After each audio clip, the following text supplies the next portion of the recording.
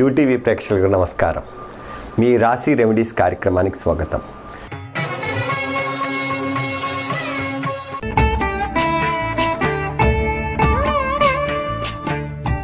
ఈ నెల జూన్ మాసంలో అనగా జ్యేష్ఠ మాసంలో మేషరాశి వారికి ఏ రెమెడీస్ చేసుకోవాలి, మేషరాశి వారి గ్రహస్థితి ఎలా ఉండబోతుంది, మేషంలో శుక్రకేతువులు, సప్తమంలో శని రాహులు, ద్వితీయంలో రవి గ్రహాలు ఉన్నాయి. ముఖ్యంగా మేషరాశి వాళ్ళకి సప్తమ రాహు ఇబ్బందికారండి. కావున ముఖ్యంగా వీళ్ళు రాహుకి సంబంధించిన శాంతి చేసుకోవటం చాలా మంచిది. రాహు శాంతి అంటే మీరు ఏమిటో చెయ్యాలి అనుకోని అవసరం లేదు. కేవలం ప్రతి ఆదివారం 4 ఆదివారాలు వస్తాయండి ఈ జూన్ నెలలో. ఈ జూన్ నెలలో 4 ఆదివారాలు మీరు పొద్దున్నే వెళ్ళి మీ దగ్గరలో ఉన్న పుట్ట కానీ లేకపోతే నాగప్రతిమల మీద కానీ పాలు పోయండి. ఒక ప్యాకెట్ పాలు తీసుకువెళ్ళి పాలు పోయండి. ఇది కుదరని వాళ్ళు ఆదివారం పూట ముఖ్యంగా సొరకాయ కానీ మునక్కాయ కానీ తినకండి.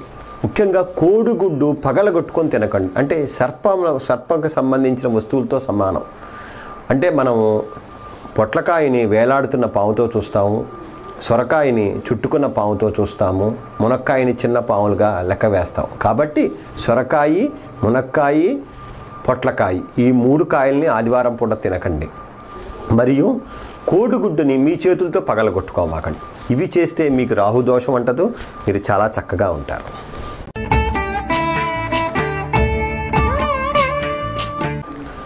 వృషభ రాశి వారి విషయానికి వస్తే ఈ నెలలో వారికి లగ్నంలో రవి ఉన్నాడండి.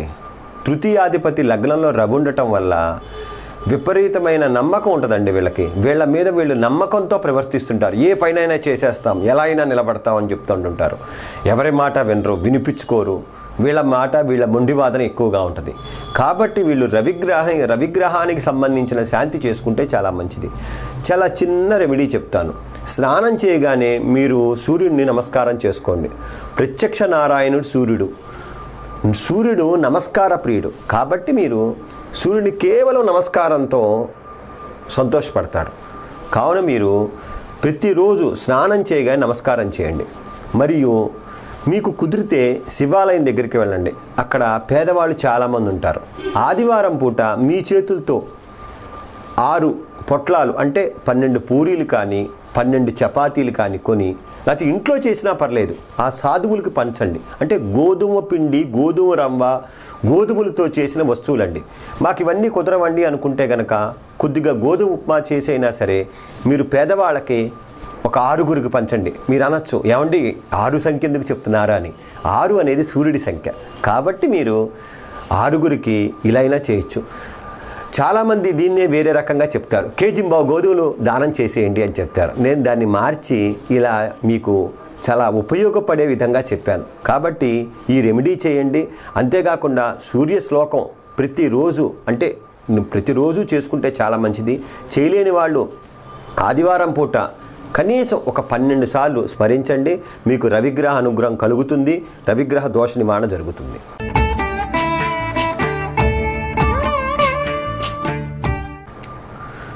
మిథున రాశి వాళ్ళకి ఈ మాసంలో చతుర్థంలో కుజుడున్నాడండి. చతుర్థ కుజుడు చాలా ఇబ్బంది పెడతాడు. చతుర్థ కుజుడు వల్ల ఏ పనులు కావు, అన్ని ఆటంకాలు అవుతాయి, చాలా ఇబ్బంది పడుతూ ఉంటారు. చతుర్థ కుజుడికి చిన్న శాంతి చేయండి. వయసులో ఉన్న వాళ్ళైతే మంగళవారం నిరాహారంగా ఉండండి, ఉపవాసం చేయండి. వీలైనంతవరకు మధ్యాహ్నం పూట భోజనం చేయకండి, కేవలం రాత్రికే భోజనం చేయండి. పలహారాలు చేయండి. అంటే పొయ్యి మీద పెట్టిన పదార్థాలు తినరాదు సుమా. కేవలం పండ్లు, ఫలాలు మాత్రమే స్వీకరించండి. చాలామంది మేము ఉపవాసం చేసామండి అంటారు. 2 ఇడ్లీ, 4 దోశ, 3 గారె. ఉపవాసం కాదండి అది. మీరు కేవలం ఎప్పుడైతే పొయ్యి మీద పెట్టిన పదార్థం తిన్నారో అది ఉపవాసం కింద లెక్క కాదు. కేవలం పళ్ళు ఫలాలు తీసుకొని, మరీ ఓపిక లేని వాళ్ళు కొద్దిగా పాలు తీసుకోవచ్చు. అలా తీసుకొని మంగళవారాలు 4 మంగళవారాలు ఉపవాసం ఉండండి, చాలా మంచి జరుగుతుంది. అంతేకాకుండా ఆంజనేయ స్వామిని ఆరాధించండి. దక్షిణ ముఖం ఉన్న ఆంజనేయ స్వామిని ప్రిఫర్ చేయండి. అంటే స్వామి దక్షిణ ముఖం చూడాలి. మన గుంటూరులో ఒక 3 దేవాలయాలు దాకా ఉన్నాయి, వాటి వెళ్ళడానికి ప్రిఫర్ చేయండి దక్షిణ ముఖ ఆంజనేయ స్వామిని.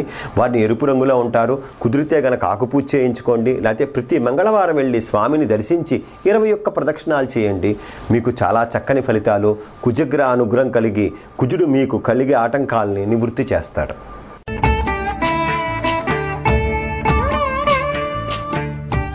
ఇక కర్కాటక రాశి వారి విషయానికి వస్తే, ఈ మాసంలో వాళ్ళకి చతుర్థంలో శని ఉన్నాడండి. ఈ శని చతుర్థంలో వల్ల అన్ని పనులన్నీ నిదాన పడతాయి, ఆటంకాలు ఎక్కువ జరుగుతూ ఉంటాయి. ఏ పని కాదు, తాబేలు నడక. ఒక్క మాటలో చెప్పాలంటే దీన్ని ఎలా తగ్గించుకోవాలి అంటే, చతుర్థంలో ఉన్నాడు కాబట్టి మీరు కుదిరితే గనక నువ్వుండలు కానీ నువ్వు జీడీలు కానీ తీసుకోండి. కుదిరితే ఒక 19 ఉండలు కానీ 19 నువ్వు జీడీలు కానీ తీసుకొని పేదవాళ్ళకి కానీ పిల్లలకి పంచండి. మీరన్నా చమ్మో వాళ్ళకి తింటే ఏదన్నా అవుతుంది అంటారు, అలాంటిది ఏమీ జరగదు. దాంట్లో ఇసుమంతైనా సంశయం లేదు. నువ్వులు శనికి ప్రీతికరం. ఆ ప్రీతికరమైన నల్ల నువ్వులతో చేసిన నువ్వుండలు కానీ నువ్వు జీడీలు కానీ మనం గనక తెల్ల నువ్వులతో చేస్తారు ఎక్కువగా, వాటిని గనక మనం పేదవాళ్ళకు కానీ పిల్లలకు కానీ పంచండి, చాలా మంచి జరుగుతుంది. అంతేకాకుండా మీరు ప్రతి శనివారం 4 శనివారాలు వస్తాయి ఈ మాసంలో. శనివారం పూట శివాలయానికి వెళ్ళండి. కొద్దిగా నూనె, కొద్దిగా నువ్వుల నూనె, నల్లగుడ్డ, నల్ల నువ్వులు తీసుకొని చక్కగా ఆ నవగ్రహాల చుట్టూ ఉన్న ఒక 19 ప్రదక్షిణాలు ప్రశాంత మనస్కులై చేయండి.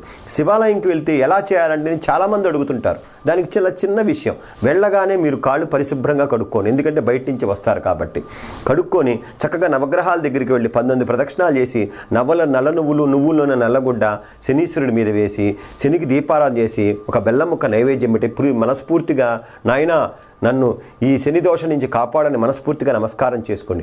మీకు వస్తే గనక శనిగ్రహ శ్లోకం చదువుకొని చక్కగా మళ్ళీ వచ్చి మీరు ఎప్పుడైతే నవగ్రహాల చుట్టూ తిరిగారో మీకు తెలిసో తెలియకుండా మీ కాళ్ళకి కొద్దిగా నూనె కానీ నల్ల నువ్వులు కానీ అంటుకునే ప్రమాదం ఉంది.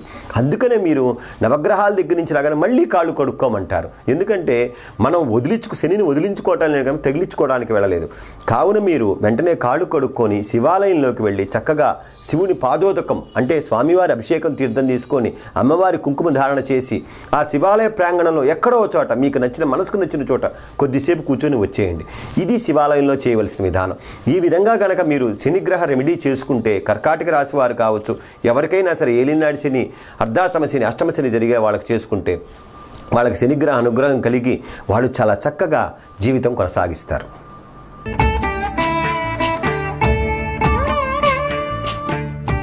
ఇక సింహరాశి వారి విషయానికి వస్తే, నవమంలో శుక్రుడు ఉన్నాడండి. నవమ స్థానంలో సౌమ్యగ్రహం ఉండటం మంచిదే. తృతీయాధిపతి మరియు దశమాధిపతి నవమంలో ఉన్నాడు, మంచిదే. కానీ తృతీయాధిపతి లక్షణాలు పోవు కదండి. కాబట్టి అమ్మవారి అనుగ్రహం కోసం ప్రార్థన చేయండి. ఎప్పుడైతే మీరు పార్వతీ అనుగ్రహం కోసం ప్రార్థన చేశారో మీ అదృష్టం మీకు ఇంకా మంచి రైజింగ్లో ఉంటుంది. మీ అదృష్టం మిమ్మల్ని ఎత్తుక్కుంటూ వస్తుంది. కావున మీరు పార్వతీ గుడికి వెళ్ళటానికి ముఖ్యంగా ప్రిఫరెన్స్ ఇవ్వండి. మీరు శుక్రవారం మీరు పార్వతీదేవి దగ్గరికి వెళ్ళి మీరు మీ పేరు మీద కుంకుమార్చన చేయించుకోండి. కుదిరితే కనుక మీరు గ్రామ దేవతలు కానీ మీకు దగ్గర ఏమైనా ఉంటే మీరు నిమ్మకాయలతో దండ చేయించుకోండి. 54 కావచ్చు, 108 కావచ్చు. 108 నిమ్మకాయలతో దండతో కానీ మీరు స్వయంగా గుచ్చుకొని దండని అమ్మవారికి ఇవ్వండి. చాలా చక్కటి అద్భుతమైన ఫలితాలు వస్తాయి. చాలా చోట్ల చూసుంటారు, కాళికా దేవాలయాల్లో కానీ అమ్మవారి దేవాలయంలో నిమ్మకాయల దండ వేస్తారు. అమ్మవారికి నిమ్మకాయల దండ వేస్తే ఎంత ప్రీతికరమో తెలుసా సుమా. మనం పుట్టినరోజు నాడు గనక మనం కనిపించి విషెస్ చెప్పిన వాళ్ళని ఎంత ప్రిఫర్ చేస్తామో, ఈ విధంగా నిమ్మకాయల దండ ఎవరైతే మా అమ్మవారికి ధారణ చేస్తారో వారికి ఎల్ల వేళల అమ్మవారు కాపాడుతూ ఉంటారు. కావున మీరు శుక్రవారం మీరు 108 నిమ్మకాయల దండ కానీ 54 నిమ్మకాయల దండ ఇవ్వటం కానీ మీరు కుంకుమార్చన చేయటం కానీ చేసుకోండి. ఈ సింహరాశి వాళ్ళకి చాలా చక్కటి మంచి ఫలితాలు కనిపిస్తాయి.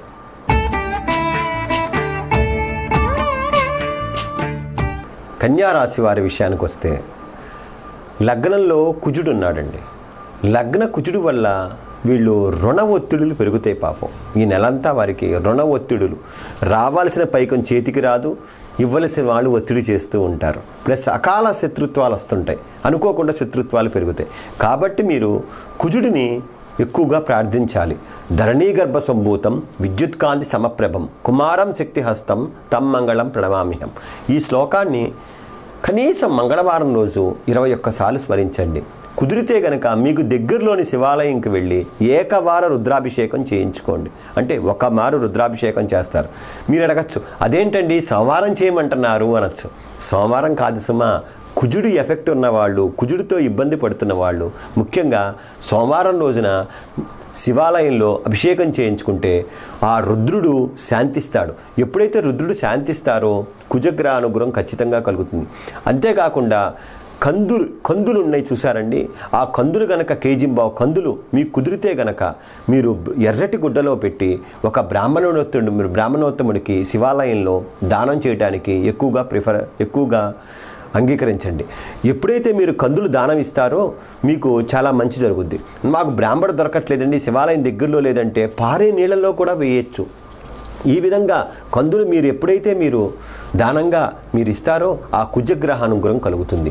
ఈ విధంగా కన్యారాశి వాళ్ళకి కుజగ్రహ అనుగ్రహం కలుగుతుంది.